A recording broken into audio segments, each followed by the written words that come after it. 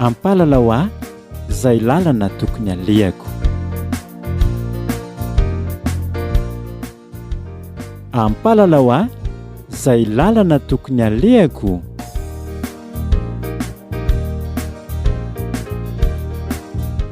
Fandaharana toto-sainy ny vondrona mifampitantana eto amin'ny radio Vaovao Mahasoa.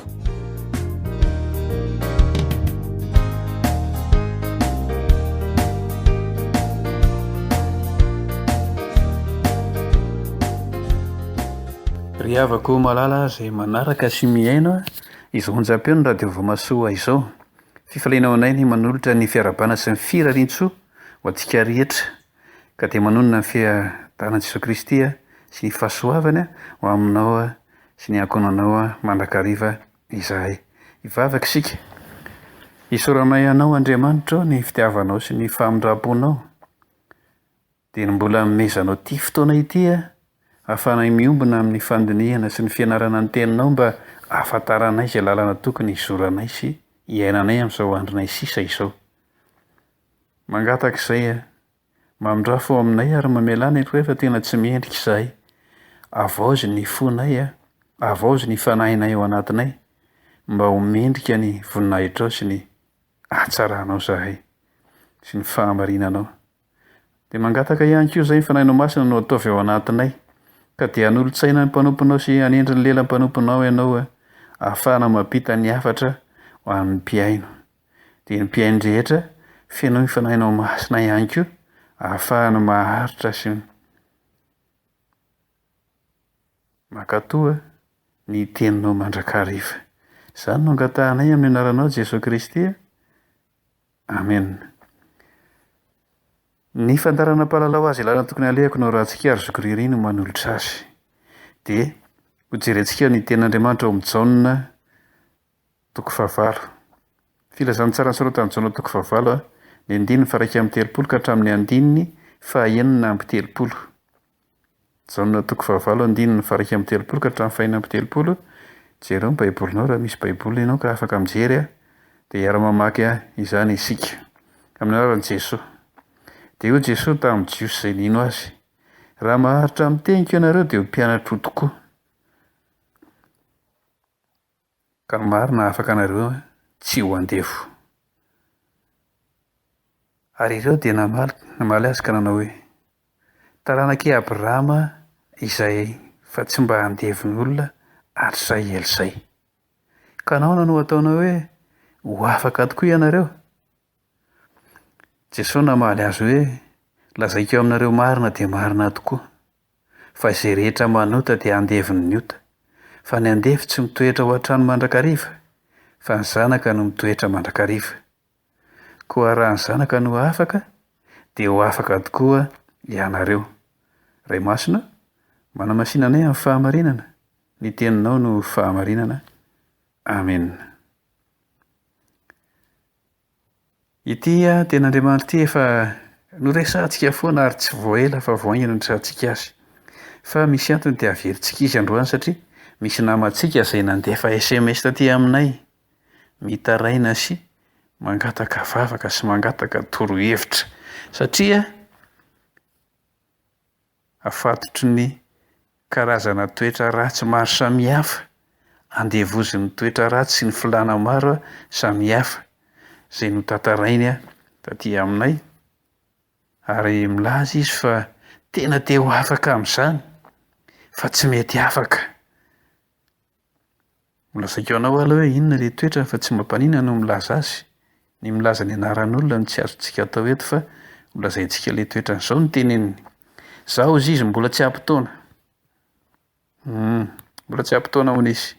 Kanefa mitsangajanga izy satria sady mivary tena no makavadin'olona dia manao karazana fahavetavetana maro samihafa. Fa tsy an-dana izany ihany koa izy, za tena afatotra sy andevoziny ny zava-mahamamy sy ny zava-mahadomelina.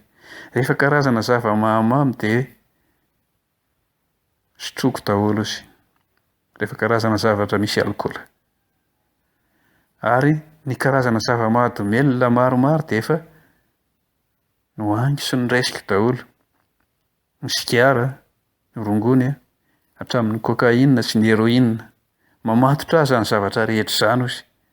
Ary tsy andarina izany ihany koa dia mangalatra sy misoloky. Zay zany ny zavatra tantarainy ka angatahany vavaka sy torohevitra. Zaho izy dia mivavaka ihany. Mivavaka ihany.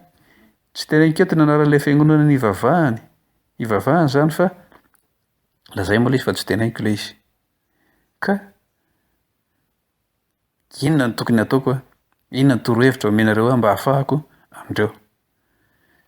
Dia aleo izy resantsika eto amin'ny fandarana ilay satria izaho mino fa tsy anankiray ny olona mety tratran'izany. Fa misy olona koa tratran'ny sasatsasany na tsy izy rehetra izy amin'izany zavatra mamatotra sy manandeva azy izany. Ka dia ho resantsika hoe inona no tokony ataony ny amin'izany. Tsy voalazako eto avokoa izay tokony atao rehetra ary tsy ho takatry ny saiko avokoa. Fa izay ambara amin'ny fanahy masina ahy, tarehin'ny fanahy masina ahy dia ho lazaiko eto. Fa izao ny angatahako amintsika mpiaino. Meo ny hevitrareo mpiaino. Alefaso amin'ny SMS hoe izao ny tokony ataony. Ahafahantsika manampy azy. Dia alefaso SMS amin'ny 033 07 na 034 07 482 27. Mitovy izany ilay izy fa telemasy Airtel fotsiny 033 07 482 27 na 033 034 07 482 27. Zay izany no andefantsika ny SMS mba andefantsika ny hevitritsika dia ampitainay amin'ilay olona rehefa voarainay. Zay izany. Izao izy izany tena manaiky hoe andevoziny filàna maro samihafa afatotry ny fahadalàna sy faharatsiana maro samihafa arak'izany efa notantaraina izany. Dia izao ny no ambarako aminazy, aminao ilay nandefa ny SMS sy aminareo, amintsika izay mety misy manana izany toetra izany na ny sasatsasany amin'izany toetra izany. Ny voalohany indrindra dia izao, mila faharesen-dahatra sy fanapahan-kevitra matotra. Faharesen-dahatra sy fanapahan-kevitra tena izy.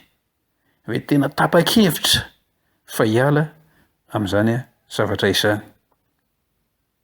Ka tsy maintsy miainga amin'ny alalan'ny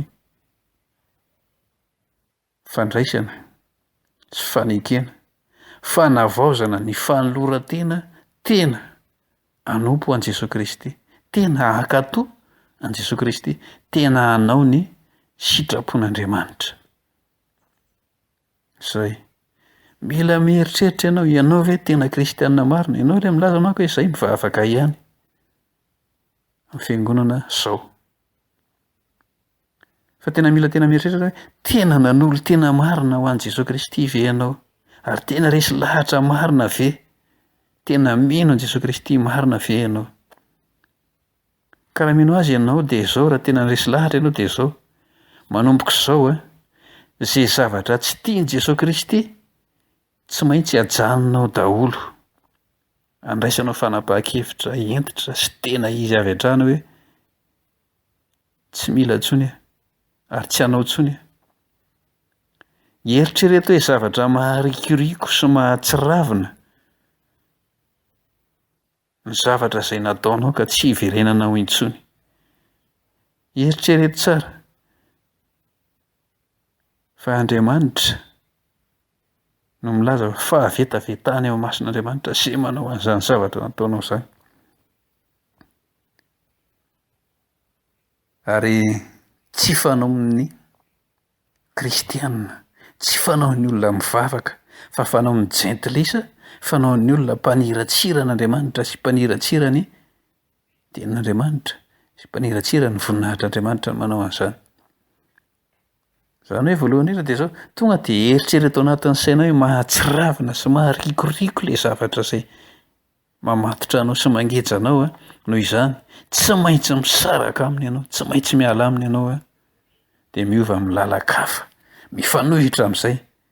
Zay zavatra rehetra dia anontaniho aloha hoe ity zavatra ity ve tiany Jesosy Kristy ilay efa novidiako sy nanolorako tena sa tsy tiany? Raha efa nanoro tena ianao, fa raha mbola tsy nanolo tena ho aho ianao de miverina manao fanoloran-tena, manao fanoloran-tena vaovao tena hanompo an'i Jesosy Kristy. De zay zavatra rehetra tsy tiany de tonga de eritrereto hoe tsy tianao ihany koa zay satria Kristy no velona ao anatinao raha ohatra ka tena manolo tena ho azy ianao. Zay ny anankiray. Manaraka an'izay de zao, tsy maintsy miaina amin'ny fiainana tena kristianina ianao. Ny fiainana tena kristianina de zao, tsy velona, tsy mahazo aina, tsy mahita fiadanana raha tsy mivavaka isan'andro. Tsy maintsy mivavaka isan'andro. Ary io vavaka io misakana anao tsy ho any amin'ny fakam-panahy. Tadio tsara ny teny Jesosy Kristy tamin'ny mpianany rehefa tao amin'ny tendrombohitra Oliva izy. Miareta toroka amin'ny vavaha mba tsy hidiranareo amin'ny fakam-panahy. Zany hoe rehefa maharitra amin'ny vavaka ianao, rehefa miaina amin'ny fiainam-bavaka ianao, moramora ho anao no mandresy ny fakam-panahy. Tena mila miaina amin'izany vavaka izany raha ohatra ka tena resy lahatra fanompoan'i Jesosy Kristy ka hiala amin'ny karazana faratsiana maro samihafa. Manarak'izay ihany koa dia zao, tsy maintsy miaina amin'ny tenin'Andriamanitra amin'ny fotoana rehetra. Tadio tsara ny tenin'ny mpanao salamo fa zao ny tenenin'i Davida any amin'ny salamo fa 7:100. Atao-poko no iraketako ny teninao mba tsy hanotako aminao. Atao-poko no iraketako ny teninao mba tsy hanotako aminao. Ho azy zay, ho antsika rehetra mpihaino radio Voamasoa dia mahitsyentsireny izany satria miverina matetika ao amin'ny onjam-peo zany isaky ny ombay mitadidy. Atao-poko no iraketako ny teninao mba tsy hanotako anao ka zao raha mirakitra ny tenin'Andriamanitra ao am-ponao ianao dia voasakana ho azy tsy hanota. Tonga de hoe ty zavatra ty moa zany mifanaraka amin'ny tenin'Andriamanitra ve ty zavatra ataoko ty sa tsy mifanaraka amin'ny tenin'Andriamanitra? Zay le izy tena mila miaina amin'ny tenin'Andriamanitra ihany koa. Raha ohatra ka milaza ny olona fa kristianina kanefa tsy miaina amin'ny tenin'Andriamanitra fa izay zava-batany sy zavatra hita fa mety ihany no ataony dia zao, tsy maintsy ho voasarika amin'ny fakam-panahy foana izy ary dia lasa manota foana. Fa rehefa mirakitra ao anatin'ny fo hiaina an'ilay tenin'Andriamanitra dia zao iny tenin'Andriamanitra io no misakana anao tsy hanota eo anatrehan'Andriamanitra. Fa mahatsiaro diso ianao raha vao manota kanefa mpanompon'Andriamanitra. Manarakarak'izany dia zao, miverina eto amin'ity filazantsara soratan'i Jaona Nditsika. Ny olona rehetra izay manota dia andevon'ny fahotana. Ilay olona izay ianao ilay nanoratra SMS ty zao dia zao andevozon'ny filan'ny nofo maro samihafa ianao, andevozon'ny fitsangatsangana ianao, andevozon'ny fahavetavetana ianao, andevozon'ny zava-mahamamo ianao, andevozon'ny zava-mahadomelona ianao, andevozon'ny toetra ratsy samihafa ianao. Andevo ianao, voagejo ianao ary izay mahatonga anao hoe mba te hiala ianao fa tsy afaka satria andevozony ianao. Zay andevozon'ireo zavatra maro samihafa ireo ianao.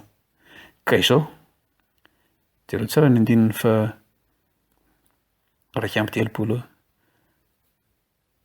Raha maharitra miteniko ianareo dia ho fantatrareo ny marina ary dia ho mpianatra tokoa ary ny marina afaka anareo tsy ho andevo. Fa eo ambany ary amin'ny 1:30 dia hoe koa raha ny zanaka no afaka dia ho afaka tokoa ianareo. Zany hoe ny marina zany dia Jesosy Kristy. Jesosy Kristy ilay tena hoe izao ny lalana sy fahamarinana ary fiainana. Raha mitoetra ao anatintsika ny tenin'Andriamanitra dia zao ho fantatritsika Jesosy Kristy ary Jesosy Kristy afaka antsika tsy ho andevon'ireo karazana fahotana maro samihafa ireo, Jesosy Kristy no afaka.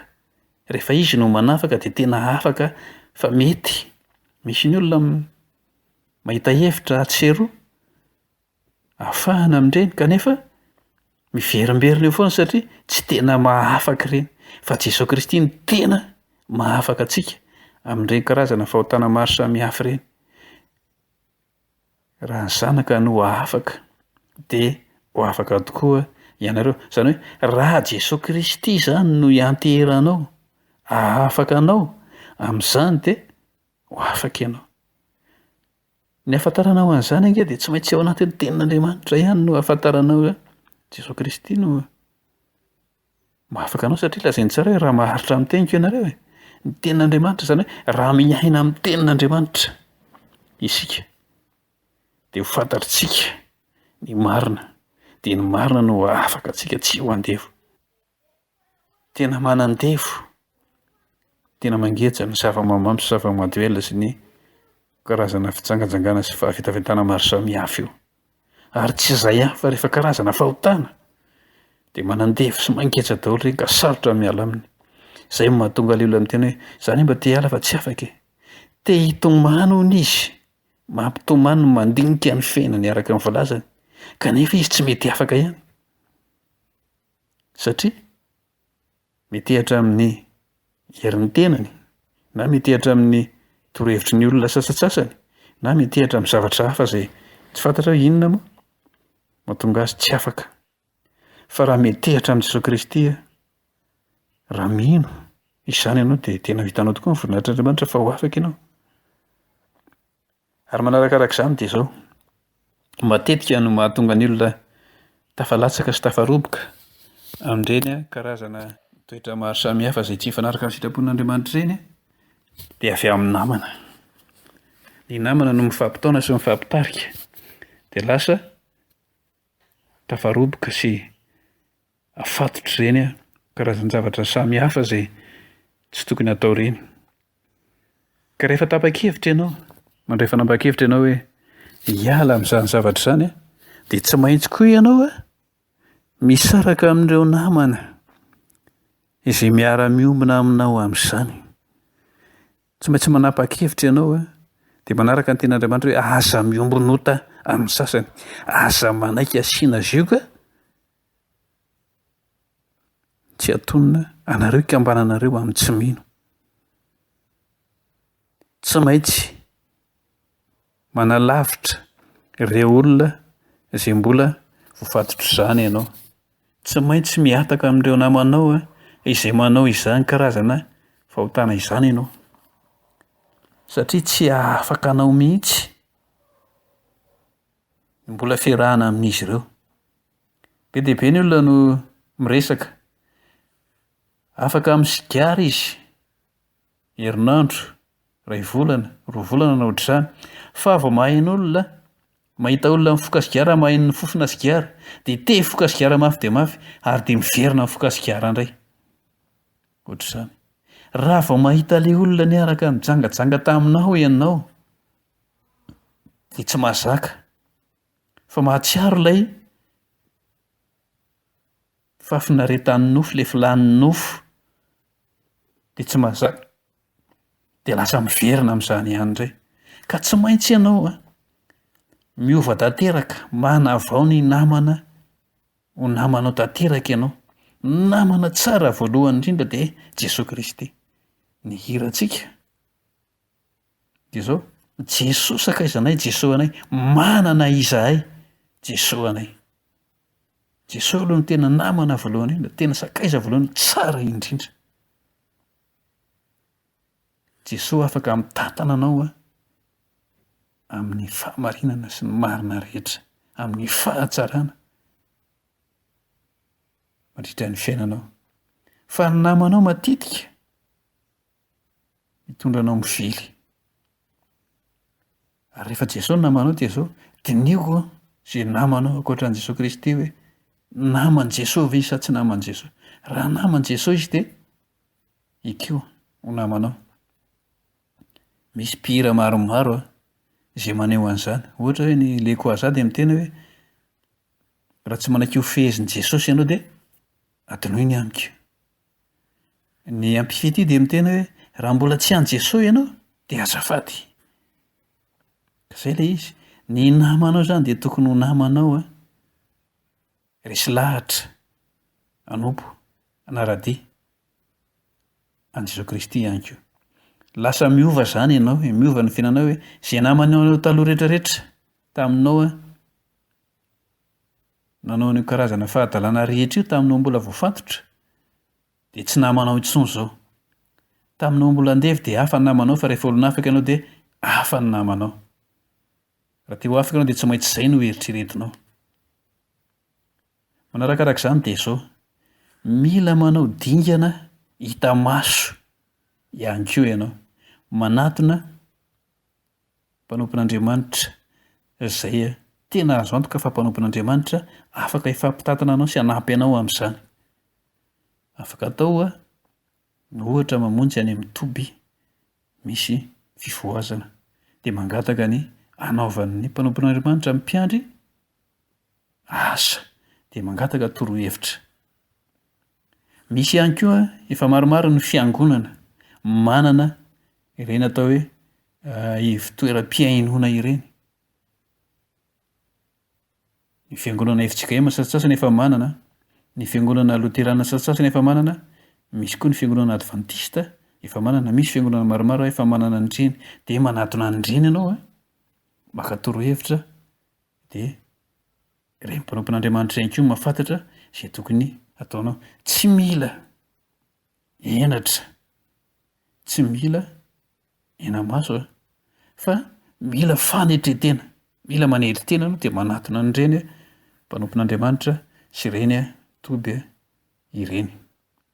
Ary anisany diniko ianao, anisany manana ny vahaolana sy ny torohevitra omenanao ny amin'ny sampana vokovogomanga any amin'ny fiangonana izay miady amin'ny zava-mamamy sy ny zava-mahadomela sy ny karazana faharatsiana maro samihafa. Raha tafiditra amin'ireny sampany ireny moa ianao dia vao mainka koa tsara fa moramora kokoa ny anarahanao maso ny fiainanao sy ny toetranao izay tokony hiova.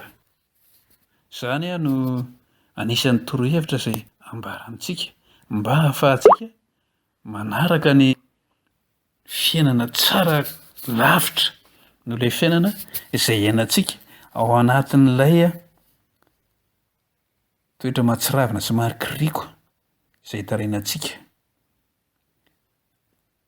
Izany hoe raha fehezina dia izao, mila tena manolo tena sy miova ho tena kristianina marina ianao ka manavao ny fanoloran-tenanao tena hanompo an'i Jesosy Kristy ary aza mangataka-andro fa avy hatrany dia manapa-kevitra.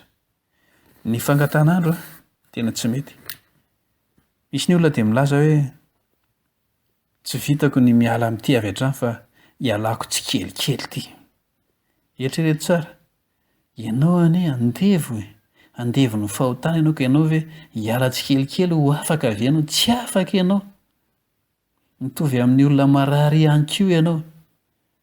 Raha marary voan'ny apantisita ianao dia tsy afaka hodidiana ho esorina tsikelikely ilay apantisita ao aminao fa tsy maintsy tonga dia esorina avy hatrany. Raha sanatria ka marary voan'ireny atao hoe kista na fibrome ireny ianao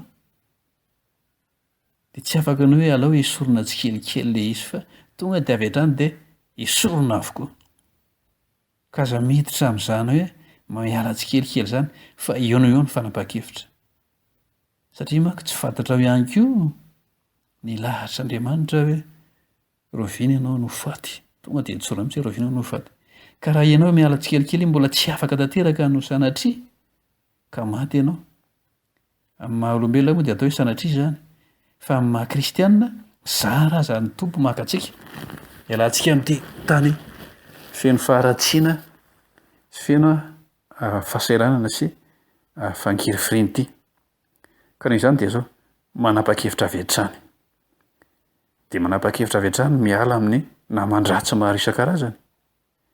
Dia tena tsy maintsy miaina amin'ny vavaka sy ny tenin'Andriamanitra. Izany no torohevitra omeko androany Ny fotoana moa manapetra fa amin'ny manaraka tsy maintsy mbola ho toizantsika ihany izy. Ary tena miombona aminao izahay, mivavaka ho anao izahay a, mangataka amin'ny Tompo hoe tena hanafaka anao tokoa ny mariny dia Jesosy Kristy, ny Zanak'Andriamanitra. Izao no lazainy any amin'ny Jaona. Izay rehetra mandray azy dia omeny hery ho tonga Zanak'Andriamanitra. Ka Zanak'Andriamanitra ianao raha mandray an'i Jesosy Kristy tokoa. Raha mandray an'i Jesosy Kristy tokoa ianao dia Zanak'Andriamanitra ianao. Ary rehefa Zanak'Andriamanitra ianao dia mitoetra ao an-trano, tsy andevo. Ny ao amin'Andriamanitra tsy misy an'izany andevo izany, fa zanaka no ao. Dia mahaiza mitoetra ho zanak'Andriamanitra. Azo mafy izay mahazanak'Andriamanitra anao izay aza miverin-dalana. Fa ny fiverenan-dalana ihany koa ny fiemorana ka tsy sitrak'Andriamanitra. Ny fiverenan-dalana dia fiverenana mankany amin'ny fahafatesana sy ny fahaverezana. Fa isika mandroso ho amin'ny fahasoavana sy ny fanjakan'Andriamanitra. Izay no hafatra androany hivavaka isika. Misaotra anao izay Jesosy noho ny fotoana izay omenao anay ahafahanay mifampidinika aminao sy mifampidinika amin'ny mpiaino mampita ny hafatrao. Dia mino izay fa ianao no miresaka ka izay tsy mifanaraka amin'ny sitraponao alevony izany mba tsisy anan-kery, tsisy fiantraikany amin'ny mpiaino rehetra. Fa izay sitraka ao izay tena avy aminao dia tena hiasa ao anatin'ny tsirairay avy ka hahatonga vokatra ho anao, ho amin'ny fanjakanao, amin'ny tsirairay avy. Ary dia mangataka izay ny mpanomponao izay mangetaheta teo afaka amin'ny fahazaran-dratsy maro samihafa izay mahatsiravina azy, marikoriko sy mampitetomany azy, hanafaka azy ianao ary tsy hangataka-andro ianao, tsy handrely ianao. Fa ianao Jesosy Kristy mihitsy no hirotsaka tsihatra. Afaka azy dia ho afaka izy. Ary ny rehetra izay manana toetra toy izany, izay manana hetaheta teo afaka dia tena ho afaka tokoa. Ka ho tanteraka ny teninao izay nampitainao tamin'ny alalan'ny Paoly apôstôly hoe raha misy olona ao Kristy dia olom-baovao izy, efa lasa ny zavatra taloha dia indreo tonga vaovao ireo. Mino izahay, mananteny izahay fa ianao Jesosy Kristy miasa ao anatiny tsirairay avy, manavao ny fiainany tsirairay avy, manala ny fakofako sy ny loto, ny fahotana sy ny fahavetavetana sy ny faharatsiana rehetra. Ianao Jesosy Kristy no mahay manao an'izany, satria izay no antony nahatongavanao teto amin'izao tontolo izao dia ny hanafaka anay amin'ny fahotana sy ny faharatsiana maro samihafa. Ary inonay sy raisinay izany famonjenao izany. Izany no angatahanay amin'ny ranao Jesosy Kristy. Ary dia mangataka izay ny mpiaino rehetra ny ho tahinao, ho ambininao ary omenao fiadanana mandrakariva mandritra ny andro izay mbola omenao anay tsirairay avy. Amin'ny ranao Jesosy nanaovanay ny vavakay ho anao ny voninahitra mandrakizay. Amen. Dia mametraka mandra-piona mandra-pitafa ho amintsika rehetra indray amin'ny fotoana manaraka raha mbola sitrapon'ny Tompo ho azy any amin'ny voninahitra ho amintsika rehetra ny fiadanana.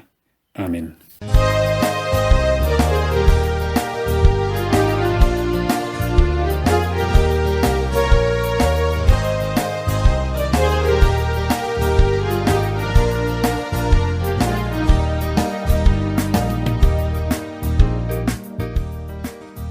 Ampalalao aho izay lalana tokony alehako. Ampalalao aho izay lalana tokony alehako.